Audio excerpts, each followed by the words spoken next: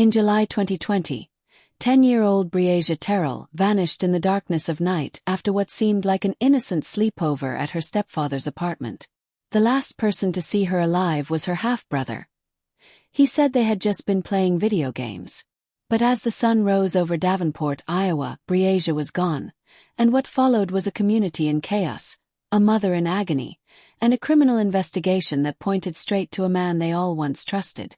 As layers unraveled, a trail of secrets, prior convictions, and disturbing behaviors painted a haunting picture. How does a 10-year-old vanish without a trace? And why did the man who was supposed to protect her become the focus of a murder investigation? Stay with us, and let's uncover what really happened to Breasia Terrell. If you're new to the channel, hit that subscribe button for more gripping investigations like this. Now let's begin. The call came in at 9:24 a.m., a Saturday morning that should have been like any other. Breasia's mother, Aisha Langford, was already uneasy. She hadn't heard from her daughter since the night before. The plan had been simple. Breasia would spend the night at her half-brother's home. He lived with his father, Henry Dinkins, who was also Aisha's ex-boyfriend. The boy and Breasia shared a close bond, and sleepovers weren't out of the ordinary. But this one ended differently. When Aisha called Henry's phone that morning and got no answer, a sharp chill crept down her spine. By mid-morning, she was banging on the door of his apartment, demanding answers. Her daughter, she was told, had left in the middle of the night. Just walked out. That explanation didn't sit right. Breasia Terrell was just 10 years old. She was bright, sweet, careful. She didn't leave without telling someone. And she certainly didn't wander into the night on her own. Police were notified almost immediately, and within hours, a missing persons report was filed. Volunteers canvassed the area around Henry Dinkins' apartment complex. Dogs were brought in. Flyers were posted. Her smiling face, bright eyes, braided hair, was suddenly plastered across every pole and news station in the state. But the girl was nowhere to be found. The first 48 hours were critical. Investigators combed through surveillance footage, interviewed neighbors, and retraced Breasia's steps. What emerged was a deeply unsettling pattern, one that centered around Henry Dinkins. Dinkins had a long criminal history. A sex offender with previous convictions involving minors. He was already on the radar of local law enforcement. Now he was being eyed again, but this time it was worse. Because this time a little girl was missing. What puzzled detectives, though, was how careful Dinkins had been. He wasn't talking. His phone, wiped clean. His apartment, sanitized, almost too clean. There was no sign of struggle. No trace of Breasia. No clear answers. But there were red flags. According to his own son, Breasia had gone to sleep in the same room as him. She was there late into the night. Then she was gone. Dinkins offered no explanation.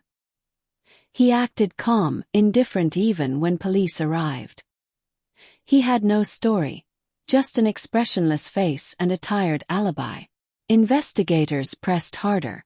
They obtained a warrant and searched his car. Then his phone records. Then every location he had visited the night Breasia disappeared. That's when things began to shift. At 2:38 a.m. the night of Breasia's disappearance, Dinkins' phone pinged near Credit Island, a remote and heavily wooded area just outside the city. It wasn't an area people visited at night, certainly not alone. The time, the location, the secrecy, it didn't make sense. More troubling still, Dinkins never mentioned going there. Over the following days, law enforcement brought in search teams to the area. Dogs sniffed along the banks. Divers combed the waters. But it was as if the landscape had swallowed her whole. Weeks passed, then months. Summer turned to fall, and hope began to erode. Aisha Langford appeared on television, begging for her daughter's return. Holding tightly to Breasia's favorite stuffed toy, she said, "I know she's out there. Can feel her. She's my baby." Behind closed doors, investigators ramped up their focus on Dinkins. They arrested him, though not for Breasia's disappearance. Instead, they held him on unrelated charges: sex offender registration violations. Technicality, but it kept him off the streets. Still, there was no body, no confession, just silence. Then everything changed. On March 22, 2021, 8 months after Breasia vanished, a fisherman called police from a pond in Clinton County, Iowa. He had seen something strange tangled in the reeds near the shoreline. Something that didn't belong. It was a small human foot. Forensic investigators were called in. The body was badly decomposed, exposed to the elements for months. But dental records confirmed the unthinkable. It was Breasia Terrell, the little girl whose mother had never given up. The child whose smile once lit up playgrounds, now reduced to a news headline. A community that had held out hope for a miracle was suddenly plunged into mourning. Davenport Police Chief Paul Sikorsky made the grim announcement, his voice cracking. "Our hearts are broken. Breasia was found. And she was taken from us." But mourning soon gave way to fury. 3 days later, the Scott County Attorney's Office charged Henry Dinkins with first-degree murder and first-degree kidnapping. According to prosecutors, Dinkins lured Breasia from his apartment in the middle of the night. He drove her to a secluded location. And sometime after 2:30 a.m., he murdered her. The motive? Chilling and unclear. Some speculated jealousy. Dinkins had grown resentful of Aisha and her new relationships. Others pointed to his disturbing past, his fixation on control and domination. But what mattered most to the court was what they could prove. A digital trail placed him near the scene. His criminal history suggested intent.